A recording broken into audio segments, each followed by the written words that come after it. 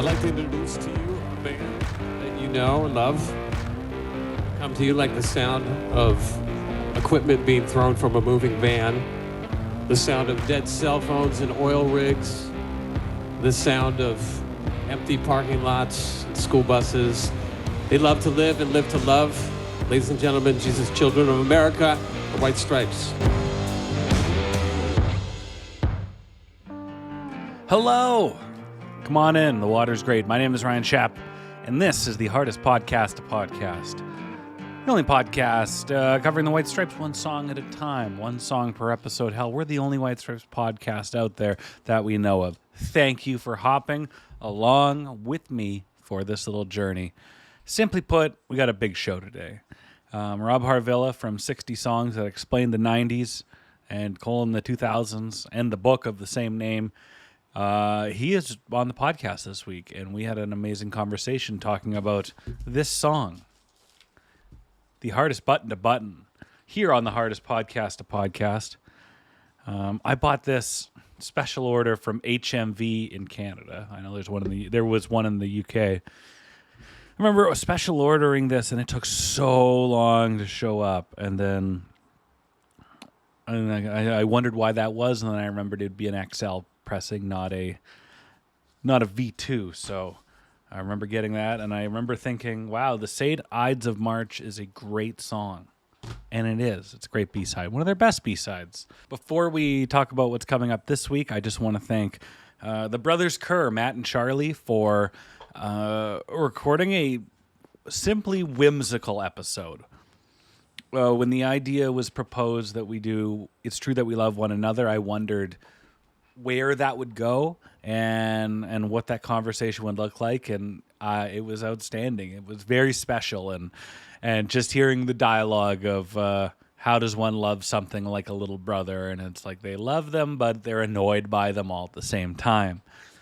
I'd also like to thank one of the fat cats from Third Man Records, Ben Blackwell. He sent some information about It's True That We Love One Another that helped tie up some little mysteries and some unknowns in my research for the song. One thing I wanted to bring up, and I forgot to mention during the show, there are a couple quotes from Jack with some insight into that title. And he said, "There's a button at the top of my navy peacoat." First off, peacoats got huge in like 2008. So if Jack's wearing one in 2003, guy was ahead of his time. He knew it was coming. "There's a button at the top of my navy peacoat, and it's the hardest button to button. I thought that was a great metaphor for the off man out in the family. It also comes from sayings of my father, like, my Uncle Harold had a 10-button vest, but he could only fasten 8. That cracked me up. It reminds me of the always effective insult, "You look like 10 pounds of crap in a 5-pound bag." Apparently, this is some insider info. At different points live, Jack would weave "Psycho Killer" by Talking Heads or "We All Love Peanut Butter" by One Way Streets into live performances of the song. And as we talk with Rob, this song was never the same live as it was on the album. Not that most, if not any, White Stripes songs are, but this was completely different when it was debuted. So I was really stoked to speak to Rob. I reached out to him in July of last year, asking him to come on the podcast. I didn't tell him that he was one of my biggest inspirations for music podcasting or journalism, or that he was on a very short list of maybe 4 or 5 people to do this show for me to speak to about the White Stripes. And after we conducted this interview, and it went really well. I was just kind of sat back on a holiday Monday here in Canada, and I thought, man, I'm going over this list of love to haves in terms of guests, and we've been knocking them down like milk bottles in a rigged carnival game. So this show has been a lot of fun, and yeah, I can't begin to tell you what a pleasure it was to speak with Rob and his genuine enthusiasm. Genuine is all I'll say. It felt very cool to talk to somebody and connect to somebody, and I think it resonates in this recording. I think I also would be remiss if I didn't say that my lovely sister-in-law turned me on to that show and said, I think this is something you might like. And she was 100% correct. So, Alyssa, thank you. The trajectory of my podcasting careers took a drastic turn when I started listening to 60 songs that explain the 90s and read Rick Rubin's book, or at least part of it. So here we are. I'm going to crack a silver bullet because it's nice and warm out. And cheers to you. If you're new here, if you're a first-timer, here's what we're doing. We're doing a random song every week, one guest per song. And the lofty goals of this show is to have the third man himself, Mr. Jack White, come on this show not once, not twice, but 3 times. There are 3 mystery songs that only I know. Actually, no. I think Rob knows one of them now. So Rob knows the first mystery song. That's pretty exciting. That's the level of trust and commitment and understanding that we had in our hour of conversation. So we have 3 mystery songs that me and Rob Harvilla and potentially if and when the fat cats at Third Man Records open up the FedEx, they're the only ones that know the mystery songs, or at least the first mystery song. So what happens is we're going to keep doing this. We're going to grow this show. We're going to get bigger, more and more momentum until the fat cats at Third Man and Jack White himself go, man, maybe I got to go on this show. They're doing the band justice, and they're putting in the effort, the time, the resources, and that's exactly what we're doing. So if you're a first timer here, go follow our social media. Go listen to the show for 5 minutes on Spotify so you can give it 5 stars. Go on Apple Podcasts and give it a 5-star review. 5-star rating and give it a positive review, and just grow this footprint. We just want to get momentum. We just want to get bigger. We want to do this band justice, and that's the reason I started this, and that is why I'm rocking this motherfucker till the wheels fall off. We've got a Patreon, patreon.com/hardestpodtopod. Once again, that URL, patreon.com/hardestpodtopod, and that's where you can get bonus episodes, bonus content, early releases. If you were a Patreon backer, you got this show almost a week ago. Once it was recorded, it was fired right up to the patreon.com/hardestpodtopod. 2 easy tiers on there. They're in Canadian dollars, so it's pretty much free the way our currency is valued. 5 Canadian dollars gets you access to the bonus content. $20 Canadian gets you access to everything, and you can say, hey, Ryan, go do this for an episode. And I'm a sucker for money, so I'll do it. Patreon.com/hardestpodtopod, or if you want to tip just a few bucks on a one-off, go to buymeacoffee.com/hardestpodtopod. Okay, I've said hardest enough. It's time for our call to action. And if you're new here, this is what we do each and every week when we're about to do our episode. I tell you, the listener, to hit pause on this, go to your streaming platform of choice. You can listen to it on vinyl or compact disc or cassette, all you want. Like, you could listen to this if you got it. The XL version. Do you have the XL version? Or you just got the Third Man version because you're like way younger than me? Huh? You can listen to it on vinyl after you listen to it on your streaming platform of choice. Go to Elephant, go to track 9. That's right, the bottom of the batting order, the catcher's position. Go listen to Hardest Button to Button. It's a great song. It's one of the signature White Stripes songs, and you'll enjoy it. It'll be as fresh in your mind as it was in my mind and Rob's mind when we talked about it. And most importantly, to grow that footprint, to raise a little hell, make a little noise. Every time we put out an episode, we want that streaming data to show that, hey, a few hundred people, 1,000 people. Every time we get a little bit bigger and this audience grows, we all go and listen to that song. It's our call to action. They notice. We make them notice. It's a long way to the top if you want to rock and roll. Holy hell. I am fired up for this conversation. No more yammering. Bring them on. Bring them on, the god of this shit. The god of very good music podcasting. That's Rob Harvilla.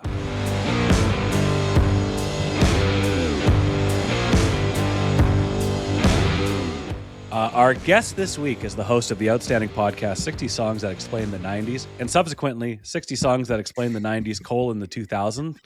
He's written for Spin. He's written for Deadspin. That's right, all the spins. He's the pride of Medina County, and I'm the. His intros are exactly what I ripped off for my show. He is Rob Harvilla. Rob, how are you doing today? And off the top, thank you very much for doing this.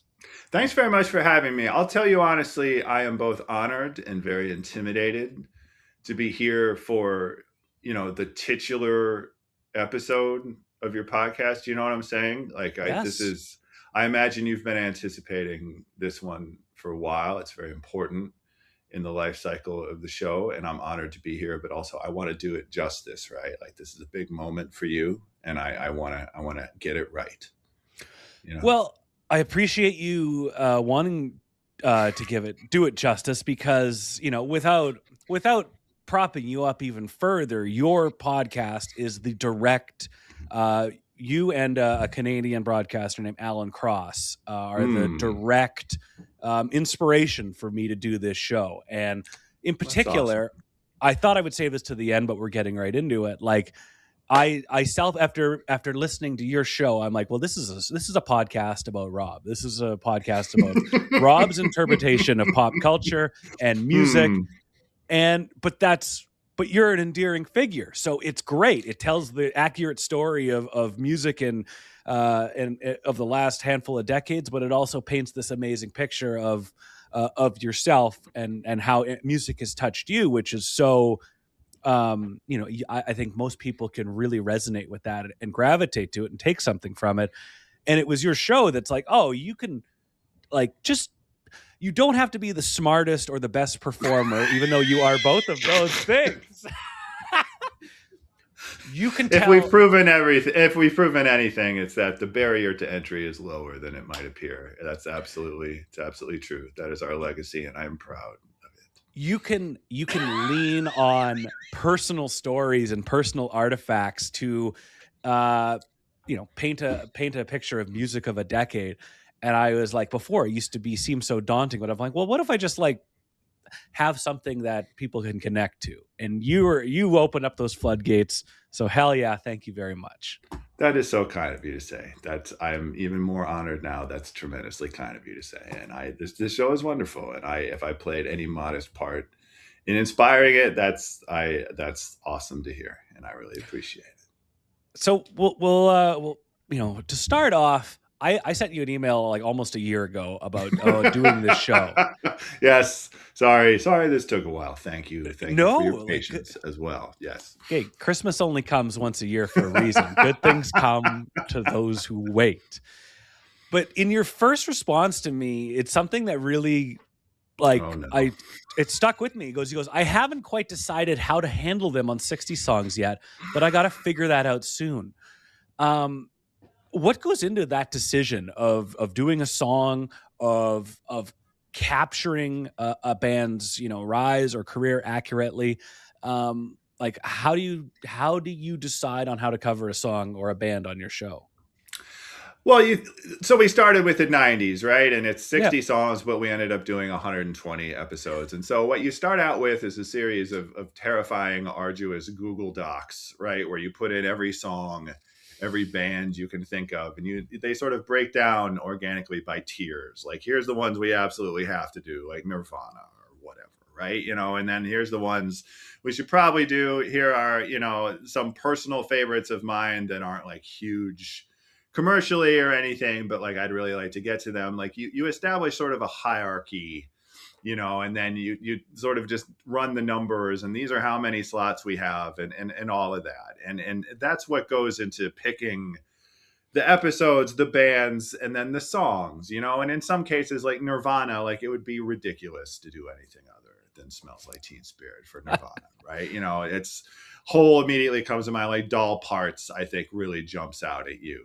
Something like Outcast maybe is a little harder, if you limit it to the 90s. Rosa Parks, I think, sort of rose above, but there was we thought about something from Southern Playalistic. We thought of something from AT Aliens. In some cases, the song is immediately obvious. is. And I think Yes. that's true of the White Stripes. As many incredible songs, incredible moments as they have, when you look at their full discography, the Seven Nation Army, having blown up to this huge stadium chant, taking on this whole second life that seems to transcend the band itself. Like looking at that logically, there was no way to avoid the conclusion that if we're going to do the White Stripes, Seven Nation Army is the song. And of course we're going to do the White Stripes. Like they intimidated me so much because they loomed so large to me in real time, right? In the 2000s, I'm a rock critic for various alt weeklies.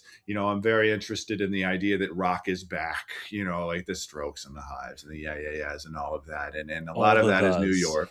All the thes, precisely. But the White Stripes were so cool, so great, so mysterious, so intimidating, just the myth that accumulated around them immediately. I sincerely can't think of a band that sort of was that huge, but also that weird, right? You think about Coldplay, like as much as I love Coldplay, like that's a very recognizable sort of format, like just so many aspects of the White Stripes, from just a 2-person band, like no bass, as weird as that seemed to me at the time, before you even get into the brother sister of it all, the Detroit of it all, just the color scheme, everything about them so stylized, so thought out.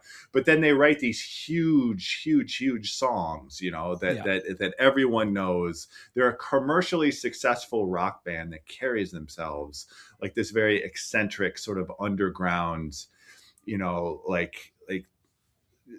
secret keyword sort of band, that not everyone knows about. It's just such a weird combination of things. So like looking at the 2000s and doing the arduous Google Docs of like what songs, what bands, whatever we're going to do from the 2000s, like the White Stripes is at or near the top immediately. And I get intimidated by those episodes. Like this is a big one, we got to get it right. We got to get the White Stripes right. We got to get Seven Nation Army right. So I'm sure that I said something to you at the time, like, this band scares me, man. Like, I got to figure it out. And we did it. It's over. And all I can do is hope that I did it justice. Cause this was I knew from the onset when we went into the 2000s that this would be one of the biggest episodes in terms of, one of the biggest pieces of the 2000s for me. Well, when you said that to me, it lingered. Like obviously, like I'm, this person is interested. They don't seem like a bullshit artist. They didn't tell me they're busy that day, and I'm like, I didn't even give you a date. Right.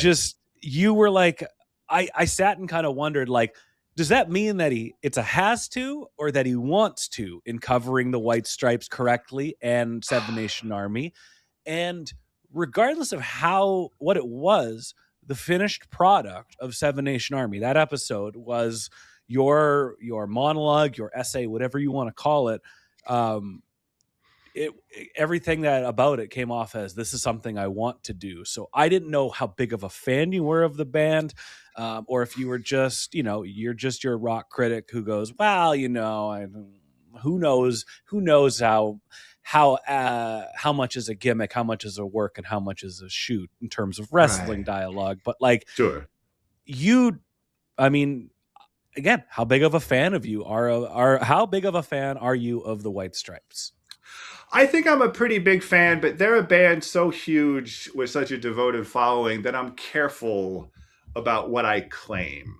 You know what I'm saying? Like, I think of something like the Beatles or Dylan or whatever. Like, I don't go around saying I'm a Dylanologist or whatever. I know the barrier to entry. Like, I know the tiers of fandom for someone this huge. And so someone like you who has devoted years, of an excellent podcast to breaking these songs down one by one, like, I respect the craft of that and like the heightened fandom of that. Like, I'm careful about saying I'm a big fan of them in the presence of demonstrably such a huge fan. But like, I bought all the records, listened to all the records in real time, I guess is it Distill or Distill? Distill is what we're going with now. Distilled. Okay. You are the authority on this. From Distill forward, I was listening to them in real time. Like, I go back, to the first ones and sort of catch up but both as a professional, both as somebody who's ostensibly reviewing like the biggest CDs of the week, like there's no question that this is the biggest release of the week, an Elephant or a White Blood Yeah. Cells, whatever it is.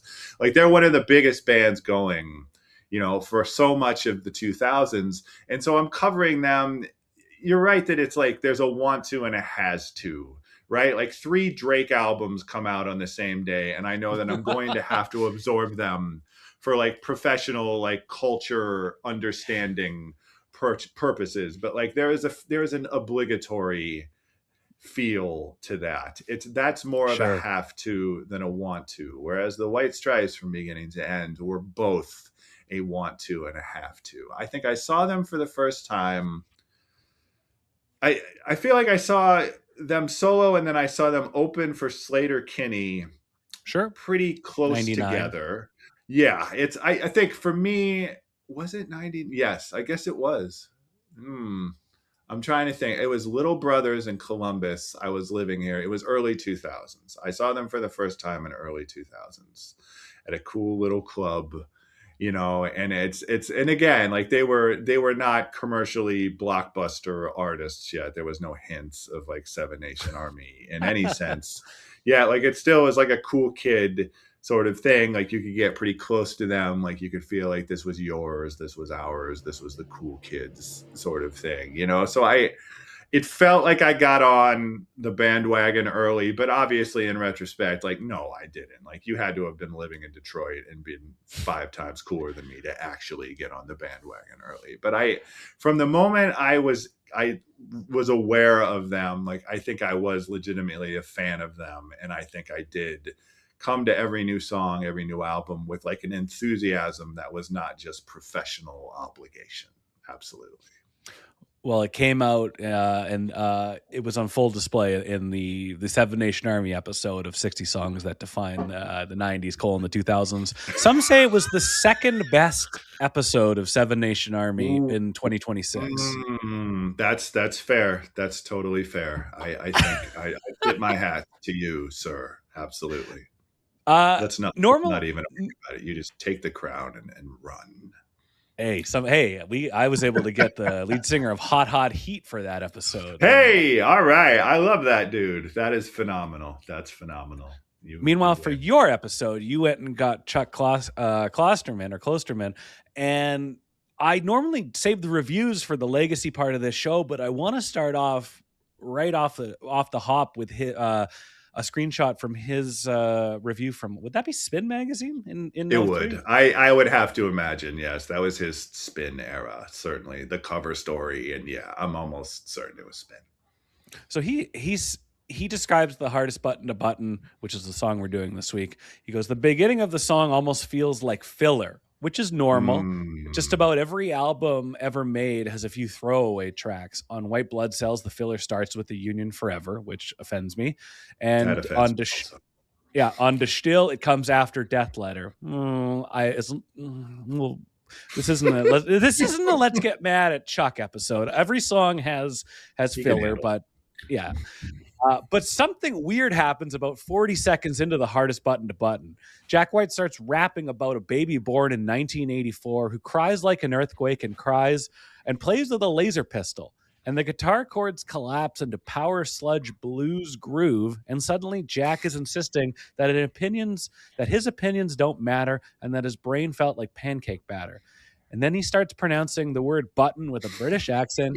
And it's suddenly apparent that contrary to what you've been thinking for the last 59 seconds, this is actually the best song on the album. And this is no accident. This is strategy. Elephant indisputably proves that the White Stripes are more than postmodern hipster kids from Detroit.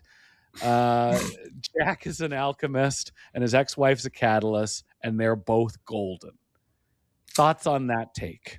Whew, there's a lot to absorb there. I agree. I love the Union Forever. Yep. I really do. That's one of my favorite tracks, and so that offends me as well. It is wild that it's track 9. Like I'm looking at the Elephant track list now, and if I had to say my favorite song on Elephant, I'm going to say Ball and Biscuit, right? Like that's the one that I always go to. And so this song coming immediately after Ball and Biscuit puts it at a disadvantage, right? Like I agree in principle with the idea that by track 9 on a White Stripes record, and track 9 on a White Stripes record where you've already heard Seven Nation Army, of course, where you've got, Ball and Biscuits, there's no home for you here. Like, I just don't know what to do with myself. Like, you're satisfied. This is already a fantastic record.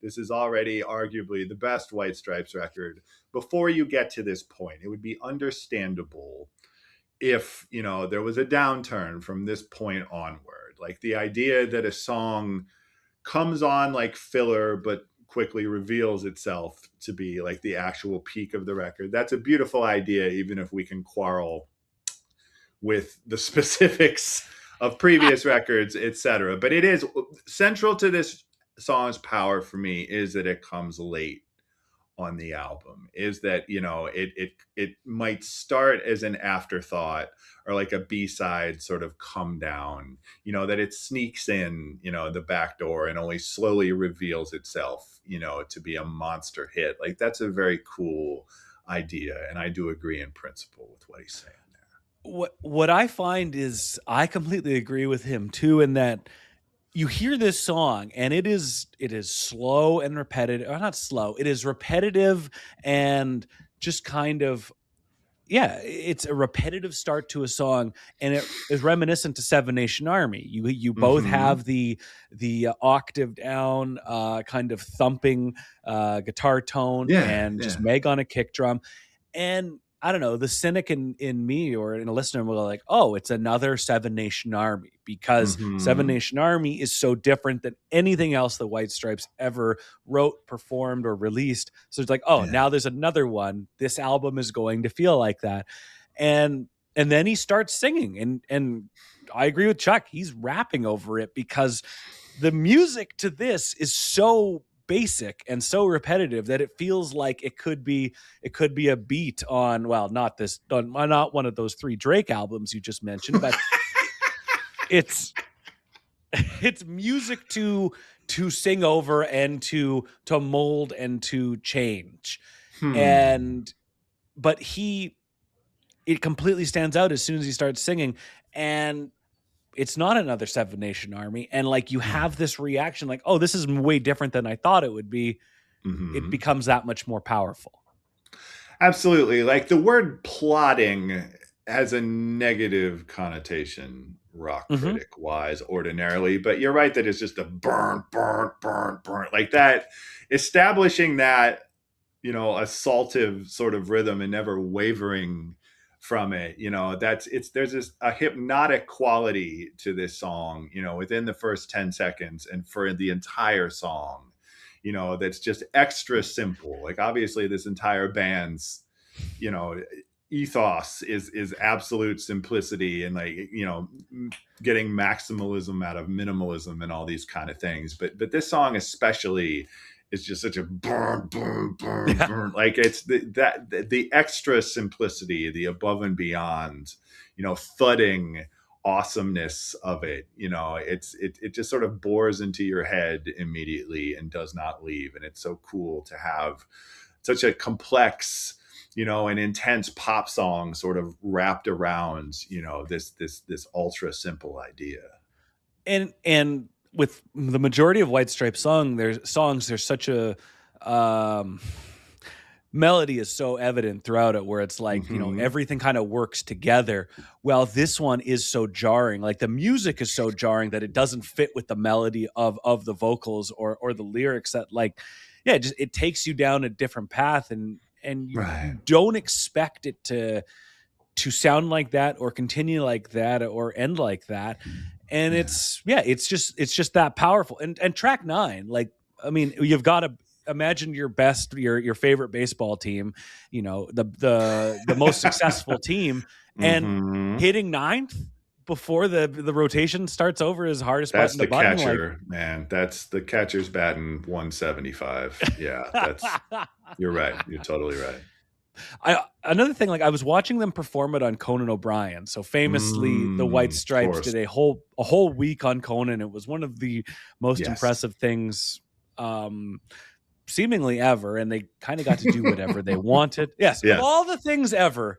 That's right. If we're just ranking things, that's way up there. I absolutely agree with that. Yes, White Stripes on Conan, top 10. As a grade 10 Canadian boy who really likes this band, and they're going to be on late night. That means I have to stay up every night this week and be sleepy for school. It's devotion. So I was, right before we got going, I was watching them play Hardest Button to Button on that Conan week, and they play that Conan week is like within a month of Elephant coming out. Yes. And already for that performance, he has, this song is too simple. This song is too basic. I need to do something with it, or I'm going to be bored playing with it. And he's, every time he does the little no, he's on his whammy pedal, and he's, giving it this weird kind of wow. And it seemed like the Hardest Button to Button, it existed as the way it is on the album maybe once. And then ever since then, it's like, how can we make this how can we make this a little more unique each time? But you definitely seemed bored with it immediately after it got on tape. I don't know if you feel the same way. I don't know if, bored with it, hopefully not, but it's, the entire, first of all, just the necessity of the difference between a live version and the studio version. Like I think of Ball and Biscuit, right? Sure. Like it's just the fact, it seems very important to me on that song that there are two guitars. Like there's the guitars just going, brr, brr, brr, brr, and then he's soloing over that, but he obviously can't do that, right? Like just the way that you have to strip down an already stripped down song on the record, to account for the fact that there's only two of them. Like, as these records go on, as they get more ambitious, as you push into Icky Thump and Get Behind Me, Satan, like they're doing these wild, experimental, like I think of Conquest, right? Like just this really wild, like bullfight type song. Like it sounds great on record, but like when you hear it on the record, you can't help but think like, how are they possibly, going to replicate this live? And I wouldn't have thought of the Hardest Button to Button as an especially hard song to replicate live. And I guess I hope that he wasn't bored with it. I hope that he just thought of it as, like a foundation, the burn, burn, burn. It's such a great foundation. Like the bones of the song are so solid that it just immediately inspires him, to sort of play around within that foundation. Like, I hope that there's a difference between, I've played this song a billion times, and I don't want to play it anymore. And so I got to make it interesting for me, versus like the song is so fascinating in that there is such a solid foundation that you can build whatever you want on top of it. I would hope that it was the latter for him, that it was just a rich sort of playground for him immediately. Well, with the White Stripes, like one thing that regularly comes up on this show is like they weren't afraid to leave a lot of space, to leave a lot of air in their songs. And there is a lot of air and a lot of space on the Hardest Button to Button. But it's like what they would do with that air and that space on the record is they would fill it all in live however they wanted to, because Jack had a goal to never play the same song the same way every time. And it just seemed like with a track, the foundation and everything, all the bones of the Hardest Button to Button are just so unique and just so structurally sound, like you said, in that foundation. But live, well, I've got a little bit of time to complicate this little bit of air, this little space between this riff and that riff, and let's see how far that we can push this. And and with the White Stripes, it's like, how can we make it seems to come up every week. We say, oh, they put the amps a little bit farther away, they put the organ a little bit more further away. And Jack has said, I need to make it as difficult as possible, so I'm always on my toes. And with a song like Hardest Button to Button, if he was to do that live, there's a really good opportunity, when you're driving somewhere and you're just kind of checked out, and then you wind up there and you're like, whoa, did I like fall asleep? It's like, no, it's just muscle memory. Yes. Yeah. And to make sure that never happened live, like I think like, hey, I've got a lot of time and space in this song. I'm going to make it as wacky and crazy as possible. One, because that fulfills it makes the song unique, but it also it ticks a box of I never want to play the song the same way again, and I don't want to get bored doing it. I want it to be challenging and difficult.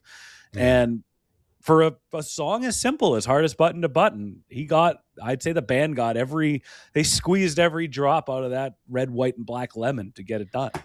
Absolutely. That's a lovely phrase, by the way. That's squeeze every drop of that.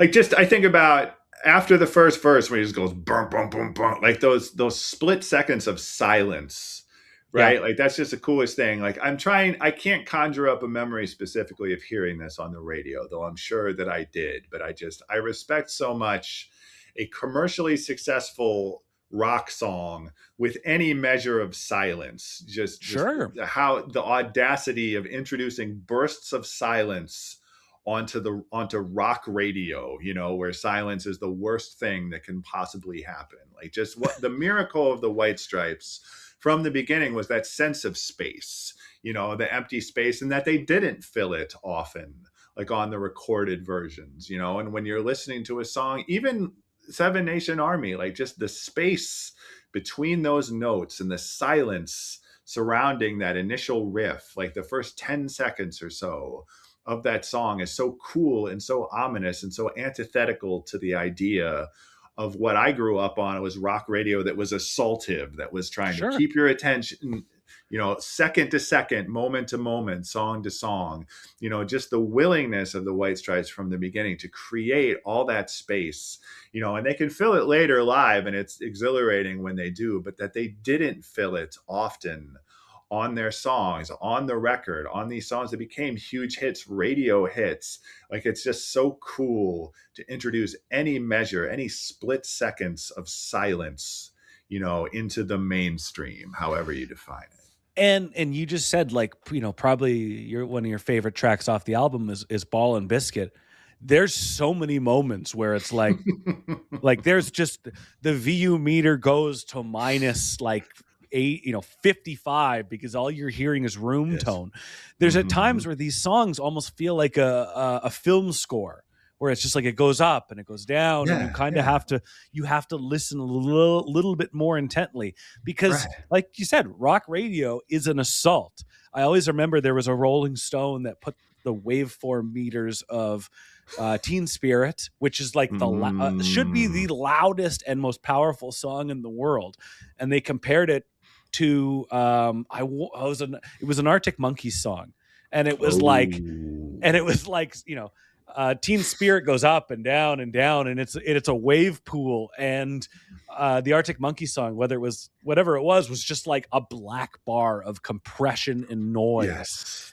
And hell, even the loudest White Stripes singles, Icky Thump, there are moments of just the VU meter goes down, and your brain has to kick in and go, what's going to happen next? What did I just hear? Where's it going to go? And like, immediately their songs, because of that space and that air, like, just takes you on this journey that you don't get on other, you don't get that from Under the Bridge on the 9,000th time you've heard it. Well, it's funny you mentioned the Red Hot Chili Peppers, because I remember the loudness wars, right? And I'm not a sound engineer, and I could only read about or talk about this in a very layman kind of way, but like, this is the era of, like, it was Metallica's Death Magnetic, which I think was a little later in the decade, but like Californication and probably By the Way as well, like, just they would put up waveforms, and it would just, everything is mixed so loud, and those Red Hot Chili Peppers albums, like, there's moments of serenity and of silence and stuff like that, but just the way that they're mixed, and just the sonic, the visual, the waveform of those records is so assaultive. To think about the White Stripes as blowing up specifically in this era, specifically amid the loudness wars, then like what remains of mainstream rock is, the Metallicas, the Red Hot Chili Peppers, the Foo Fighters, and it's not that those bands don't have dynamics and like quiet moments and ballads, or just playing with negative space to some extent, but not to this extent. Like they're just the visual always of just Jack and Meg on stage, like that this alone could comprise like a monster rock band, that these two people could be louder than Metallica, louder than Nirvana, louder than any rock band you can think of, with all the amps in the world and all the compression in the world, with Rick Rubin behind them, whatever, like just the visual image before you even get to the color scheme, anything else of it's just Jack and Meg, facing each other often, and this is a rock band, that can play with negative space, but can still be louder than anybody or anything you've ever heard. Like just that dynamic is so cool eternally. Well, I think like when you see, you hear their singles, or you're intrigued enough from what you see on MTV, or if you buy Elephant or White Blood Cells, and then you go see them live, and it's just this, it is the loudest, it's like you're going to see, I mean, it's not Dinosaur Jr. or something, but you're going to see Metallica. You're hearing the same level of Metallica, but you're seeing it from two people that are in the same, everything is uniform, and you think you're going to see some sort of art project, and you are, but then it's also going like, if you didn't bring earplugs and you thought there was a moment where you wouldn't be assaulted through 300 watts of sound, you're in for a rough night. And that's what's so special about the band, is you have that visualness of like, you see the White Stripes and you envision of how, you come up with an idea of what you think they should sound like, and then you see them live and you're like, well, that's not anything at all what I thought that they should sound like. They look twee, right? They look like, I don't know, they look like a K Records band or something, like, and it's just, and that's heightened specifically here on The Hardest Button to Button. Like, this is a song sung from the perspective of a child.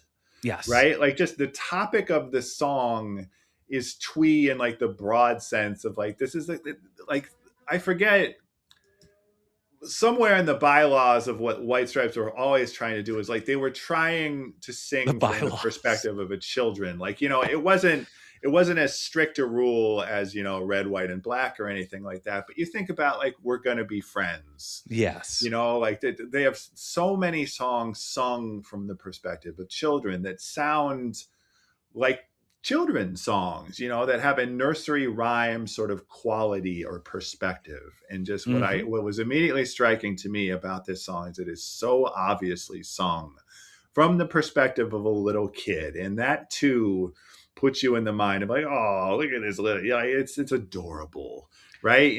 But like then it's louder and harder and heavier than anything. Like, that's another way, that they deceive you, that, the visuals deceive you, and just the picture being painted for you, the perspective he seems to be singing from, that puts you in the frame of mind that they then can just barrel over you, because it's so much heavier than you expect based on what you think you're hearing.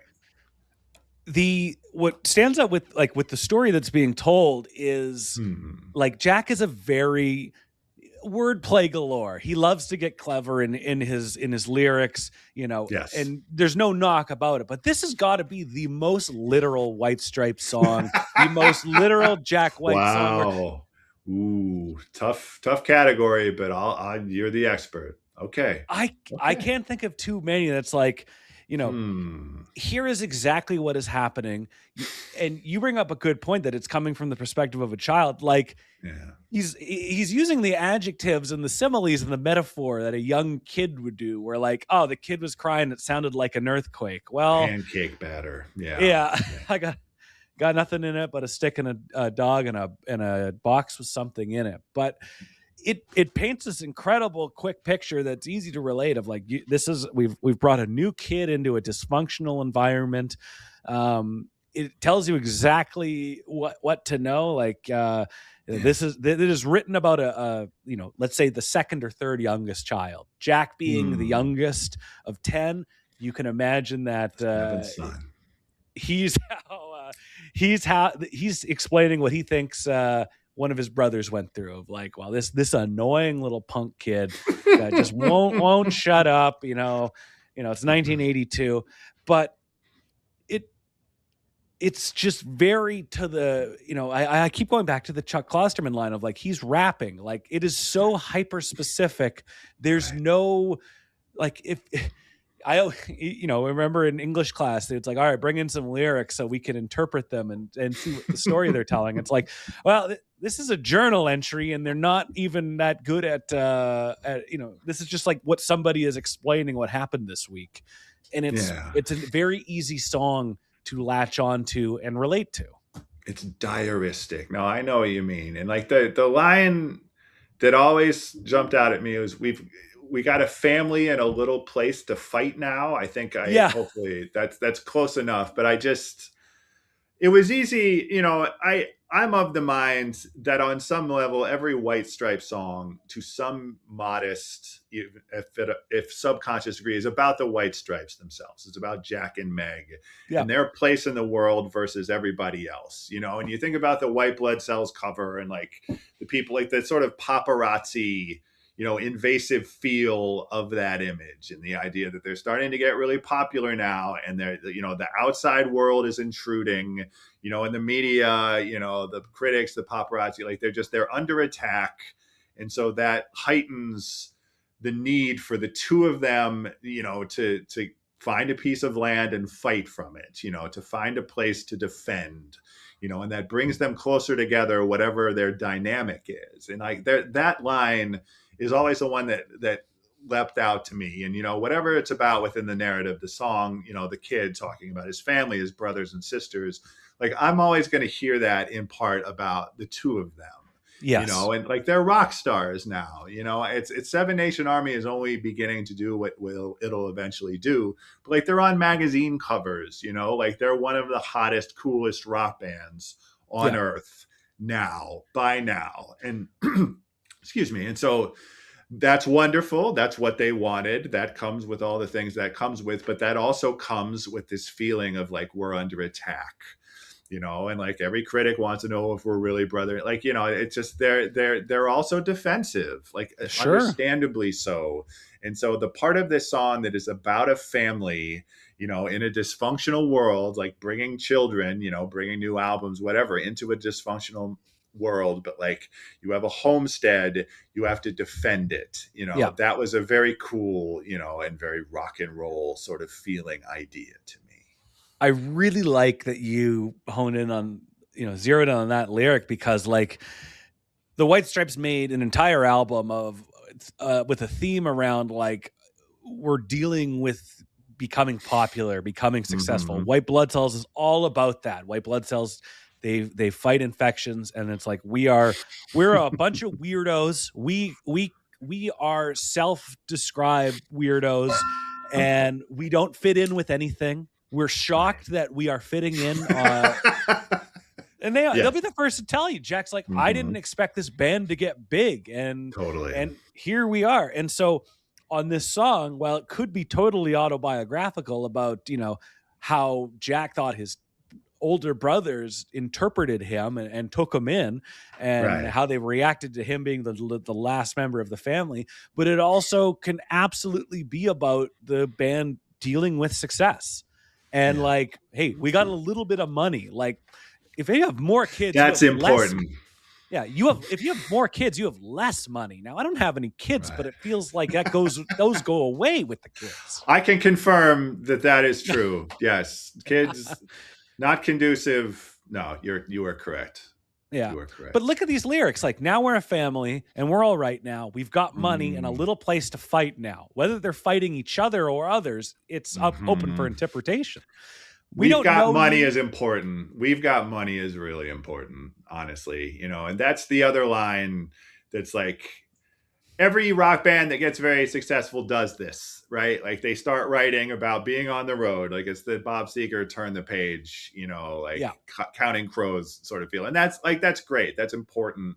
That's their life now. Of course they're going to write about it. Of course they're going to write about their perspective. And of course their perspective now is as a weird little rock band that they didn't think would get this big, but they got this big. And this is what it's like to be this big.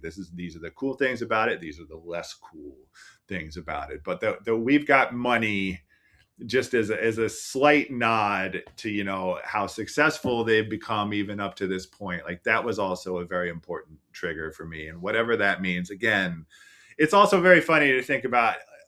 Like it never had occurred to me that he's the brat, right? Like Jack is the brat. He is writing from outside of himself, but like he's the seventh son of the seventh son. He's the 10th kid. He's the one taking all their money now in diapers or what. He's the problem now, and it's very funny to have the problem singing about the problem as though he is not the problem. I just love that. We're 45 minutes in, and we have to talk about the music video. We do. This is the best. The White Stripes. No knock to OK Go, but OK Go is. I love those guys. Sure. They're a great band, and everyone tells me that they are, and I believe it. But to the general perception is they're the music video band. And I think I love those guys. They're the bands. The thing with OK Go is that if you're a casual listener of theirs, you know them as the treadmill bands. Correct. Or like the dog band. You know them as the wacky video band. But then when you get into them, like their records are great. Live, they're great, etc. I don't think that anyone thinks of the White Stripes only as the band. It's like an added thing. Right? They could have become the music video band. They could have, and they did. It's fascinating, this era of what were they called? The directors, the DVDs. Oh, yes. Right, of Michel Gondry. Looking at it right now. Okay, there we go. Right. Like this was such a cool era. What's his face? The Sabotage guy, Spike Jonze. Yeah. This didn't last as long as I thought it would. This turned out to be more of a blip than I thought it would. But like the Aphex Twin, Bjork, and the White Stripes, like these are the artists who were wonderful, lasting, permanently great artists, regardless of the visual element. But their styles lent themselves to fantastic videos. It was an added thing, and not like, you only know this band as the viral video bands. Like OK Go is great, but I don't think the White Stripes were in danger of the videos overshadowing the songs or the band itself. I completely agree that there's no way that would have happened. But when you talk about seemingly everybody's introduction to the band, everybody I talked to on this show, it's they fell in love with the Lego music video. So and they have incredibly well done videos, and many of them are done by Michel Gondry, and this is one of them. I remember just finding this so strange at first. And then once I started I went to school for like broadcasting and all that stuff, and learning, they would show us music videos about how that's done. And that kind of really, kind of reframed how I thought of music videos. Like the ones that I could see how they did them and how they could be replicated or how you could redo them yourself kind of made it that much more powerful to me. And watching this video, there's no special effects. There's no fancy camera. Like I've watched behind the scenes footage, and it's done with these mini Panasonic DV100s from the mid 2000s that don't look good. This is not a good looking video, but what they were, but everything that they were able to capture through this kind of frame by frame, stop motion, whatever, makes it just just incredible on so many levels, like 32 drum kits. They have, all of these microphones, all of these Fender twin reverbs, and they're just going around New York creating this vision in what must have been the most boring few days on set of just like, okay, play, now go forward. Like just you talk about the intro, the first 39 seconds of the song being, kind of monotonous, or whatever you want to call it. It's burn, and every beat is a setup. Yeah. What are your thoughts on this video? What stands out to you, and just the White Stripes relationship with Michel Gondry at this point? I love what you said. What you get out of this video is the effort that it took to create it. It's like, I promise you that I don't sit around worrying about AI or these things. Like, I try and just keep these things in the back of my mind, but I just think about the shitty AI version of this video, where it's, as you say, like, it's not that the cameras aren't fancy. It doesn't look beautiful, in the classic sense, but just the fake AI version of this, that you can type 3 sentences into Chat GPT and generate a version of this that looks better in like a weird sort of antiseptic technical way, but also looks and feels awful. Yes. And just makes you want to jump in a river, right? Like, it's so important how handmade this feels, and it's so important. Like, I again, like, not being a technical person at all, like not having any idea in real time of how they did this, what you can sense from the video immediately is the effort it took and the handmade quality. And you can sense, even if I don't know exactly how it was made, how hard it was to make it, how monotonous, as you said. Like, that's important. The effort that it took to do this is important. Like, they care. Like, this is an ultra cool band, right? Whatever that means to you, the idea of cool, but like, I think of cool, or I historically thought of cool as like disinterest, like a casualness, like just tossing something off. But what made the White Stripes cool was the effort, was how hard they worked. Yes. And how hard you would work on something. Like, I as you say, like, just take 10 seconds, take those first 10 seconds of just burn.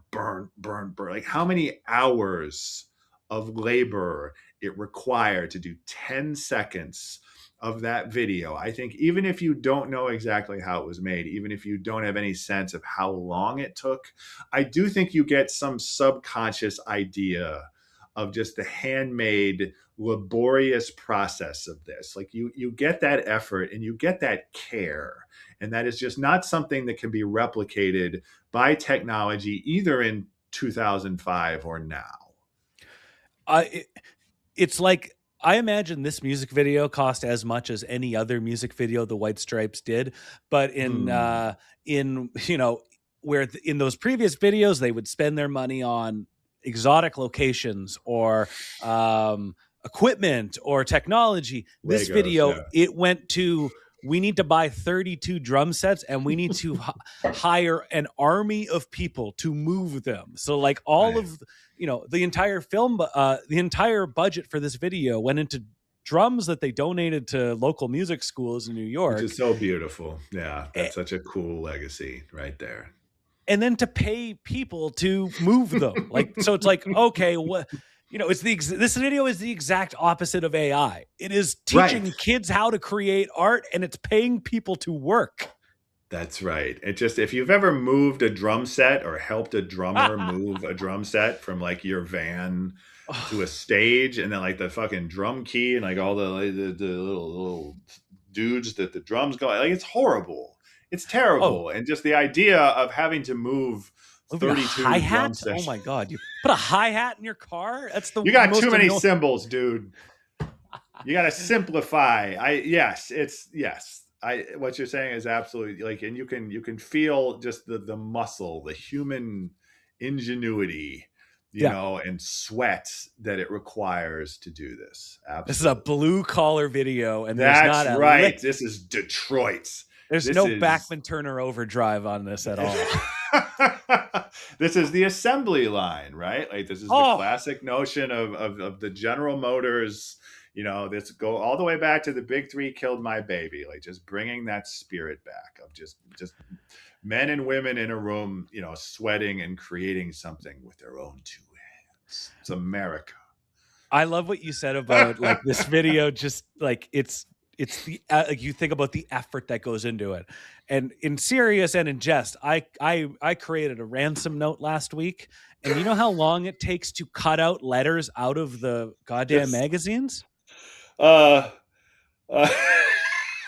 was a formal invite. I'm torn between wanting more and less information on what this requires, and I think it was a form. Okay, it was a ransom style note. Nobody's being held captive, but it was an invite, okay. And it had to do with this podcast. As we wind down and wrap up here, I feel like you're a Simpsons man, Rob, being a product of the '90s. I've never The Simpsons would be another example of something where I have a casual appreciation, but I respect the enormous scholarship and dedication of the people who are actually fans. Like I have not sat down and watched it wall to wall. Never. And so no, okay. Is that not the way to do that? That's always my impulse with stuff. Like I want to start from the beginning and go. I have a completist mind state that is seasons 3 to 9. That's all. That's right. No, I'm vaguely aware of the idea of a golden era, and all of that, and when Homer jumps over the gorge and with the skateboard, and then he's getting airlifted up and he's blocking. Like I know I can reel off like 25 memes and classic moments, but I am not the Simpsons scholar that I respect other people for being. You are not one of the white people like I, where when you're going to make a Simpsons reference, your voice changes in a bit of an inflection, and fellow Simpsons people will identify it. What is it? What is that vocal tone? Do you try and sound like a cartoon character? No, it's just like, oh, Sideshow Bob, and there's the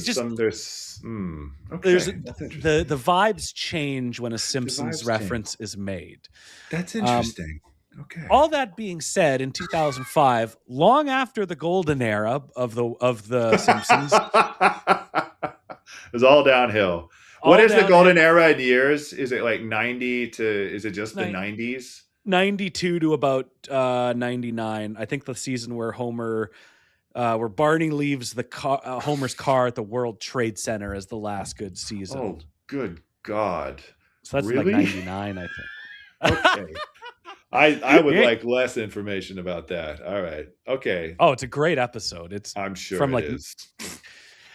So I remember whether it was in Q or Spin or I forget who the interview was with, but Meg basically said that her dream or goal with the band was to be a guest on an episode of The Simpsons, and Jack and Meg got to do that. In 2005, the episode was called Jazzy and the Pussycats. Basically, Bart's got ADHD or he's hyperactive or what have you, and they tell him to start drumming, and that kind of funnels it. He starts drumming, and they do they do a spoof of the White Stripes music video. So he's drumming throughout Springfield, and the drum sets are appearing behind him, and then on one, the White Stripes are doing the same thing, so they're recreating the video, and the two lines of drum sets, they connect and they collide into one another. And Meg's all pissed off at Bart for this, and they threaten to kick his ass, and they chase after him the only way they know how, which is boom, boom, boom, boom, boom. And winds Do they up. Have dialogue? Do they appear as themselves, and you hear their voices? Yes, it's much like when Metallica appears, and each one gets after bat, that kind of. Yeah, yes. Okay. So they Jack says, "Hey kid, watch where you're drumming," and Meg White says, "Let's kick his ass." Got a spit take. Hell yeah. Yes. I gotta go look this up. Let's kick his ass is the ultimate one line you could say on The Simpsons. What a the link is should be in that little doc I sent you. That's right. It is. All right. Okay. But anyway, that's an outstanding moment. It's it just proves the point of just how what big celebrities and what big factors the White Stripes are in modern pop culture, and they're winding up on The Simpsons, which is not that easy to do. No. And this is one of their biggest songs. It's one of their most identifiable songs, next to Seven Nation Army. The band played it 211 times, which is their 15th most all time. And Jack White has taken it with him, and he's played it 138 times live as a solo artist. Last played May 27th in Sacramento at Channel 24. All right. Yeah, I'm always interested to look at like Spotify plays, which is imperfect for a variety of reasons, but just the way that now like Seven Nation Army is now like an absurd outlier, like way past 2 billion, but then it's Fell in Love with a Girl. And then it's We Are Gonna Be Friends. We're Gonna Be Friends. And then Blue Orchid, which is Icky Thump. Like it's not top 5, but it's top 10 hardest. Yeah. But yeah, that's interesting. Rob, you've been more than generous with your time, and I appreciate. This has been an absolute treat, and I'd like to ask you Likewise. The same thing I ask every guest, which is the next time you listen to this next time you listen to this song, which is not titled very similarly to this show. The next time you listen to The Hardest Button to Button, what are you going to think of? What's going to go through your mind? I'm going to think of you painstakingly constructing a ransom note, and just every letter says burnt, like sincerely, like burnt. It's a lot of R's. Burnt. Man, it's. And like I would misspell it, like I would add like an E or an A or something, and I would look at the word when I was on the L, like second to last, and be like, shit. And I gotta go back. Like, I respect you so much for not doing sincerely and just a dash. Just find a dash in Thrasher and be done with it. I respect the craft of that immensely. That's what I will think of the next time I hear this song.